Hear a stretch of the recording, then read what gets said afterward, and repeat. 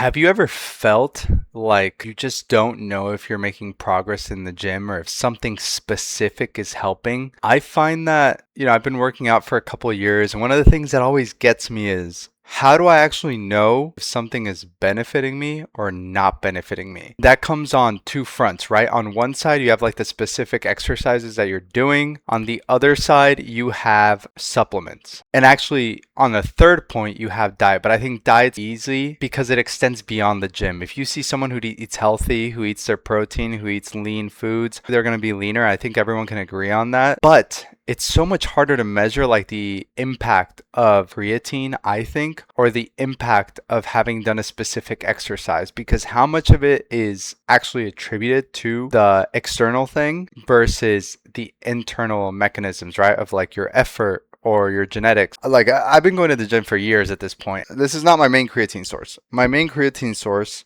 is this one over here.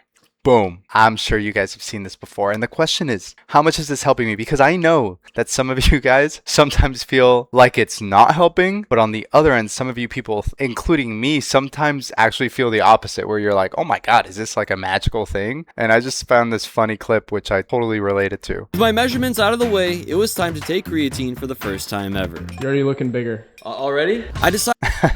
Where it's like you take it one time and you're thinking, I'm already looking bigger. That's funny because I feel like we felt that way, maybe not over the course of like a couple seconds, but maybe a couple days or a couple of months. So let me backtrack. I think we actually usually do three things to measure, right? We look at our weight, as in like the weight we're pushing in the gym, whether our lifts are going up. We look at our body, which is actually looking in the mirror, but it can be difficult to do that, right? And then we also can look at a third thing, and I'm going to hold on to it because I think the third thing is actually the most critical thing to actually know if the work you're doing is helping. Let's talk about the first thing. Okay, so the first thing, and I'm going to whittle this down to one thing, which let's talk about creatine. The first thing that we think about is our appearance. And I think for me, maybe other people feel differently, and maybe it's because my gym doesn't have a posing room. I feel like I'm getting a slightly different version of myself every time I look in the mirror. And I'm not saying like I perceive it differently. I think obviously body dysmorphia is a thing and something that if you've been lifting for a couple of years, you kind of feel about, or maybe it's come up in a way, but I'm talking about the literal details, right? So when I wake up and I look in the mirror in the morning, the lighting is going to be coming in a little bit differently. Maybe one blind is closed all the way. Maybe one blind is closed halfway. How you've eaten may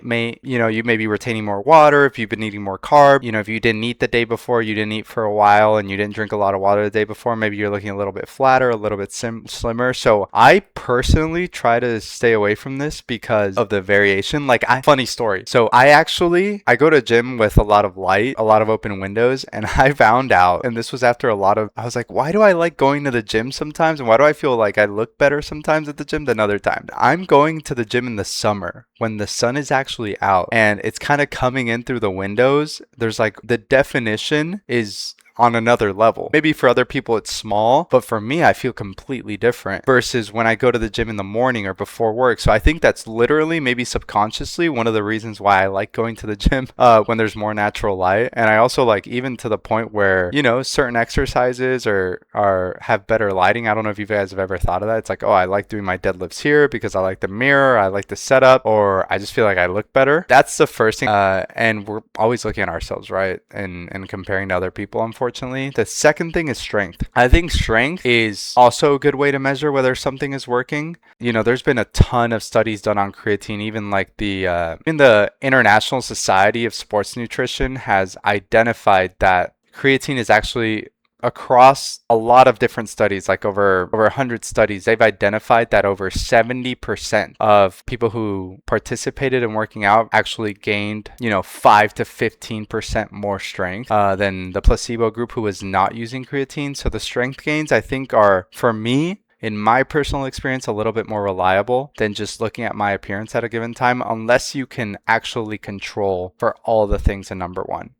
Now, this is where things get interesting, because I think, and I'm going to go back to my sheet here, I think this is where things get the most important. I also think this is one thing that people don't do a lot. So if I were wanting to measure the effect of creatine, let's say I'm starting a 3-month period and I'm starting to take my creatine, or let's say I'm on my first cut, or I'm doing my first bulk, or something something where you're tweaking a variable, that's where I do this. I do measurement. And I'll tell you why. This is what actually happens in official studies. Yes, they measure strength gains, but most of the creatine studies, for example, are actually looking at the actual measurement of the muscle growth. I know there's a million conversations out there on the internet about how, the body composition things are a scam, how, the only real way to get a measurement is MRI. So there's obviously like some pretty broad ranges of error. But I think coming home, keeping a relatively consistent track of your measurements, let's say you measure once every 2 to 3 weeks over this 3 month period, can actually give you a sense, especially if it's done at the same time, of how your muscles are growing and developing. Now, you have to be careful. You want to make sure that you're measuring right. And I'm talking about like grabbing the circumference around, let's say, the biggest part of your muscle before you go to the gym. Maybe you can measure after you go to the gym as well. Maybe around your mid thigh, around your waist if you're trying to lose weight or trying to, I don't know, get, you're on a bulk, just to see if things are working. It's almost, to me, doing the measurement piece is like a variable controlled version of looking at your appearance. Now, you want to do, I think, all three things in conjunction with each other. And ultimately, this is like how I measure at the gym.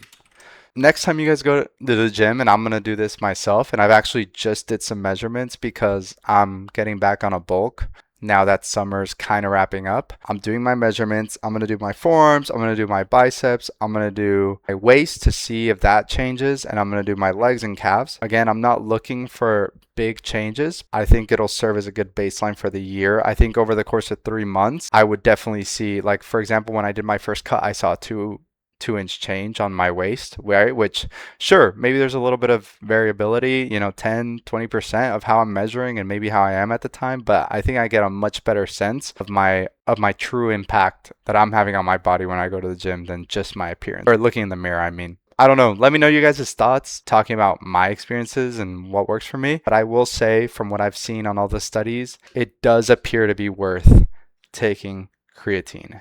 Make sure you're measuring things the way you want to measure them. The Society of Sports Nutrition has looked at hundreds and hundreds of studies. If you're thinking about taking creatine, fucking do it. I think it's worth it. And I've seen some growth. Hopefully you will too. Take care, guys.